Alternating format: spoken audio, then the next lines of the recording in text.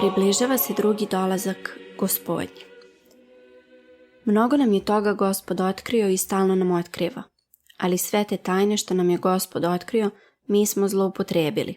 A sad, hvala Bogu, vidimo iz okolnosti u kojima živimo da se naša planeta približava da završi svoj zadatak, približava se drugi dolazak Gospodnji, kada će Gospod sve novo da stvori. Mnogo je žalosno to što ljudi uopšte ne dolaze sebi, što zli duhovi ne dolaze sebi. To je mnogo žalosno. Eto vidite šta mi radimo samo od svoje zemlje, Srbije. Čoveče, imamo svega i svačega, a nemamo mira i pokoja. Stvorili smo od raja pakao.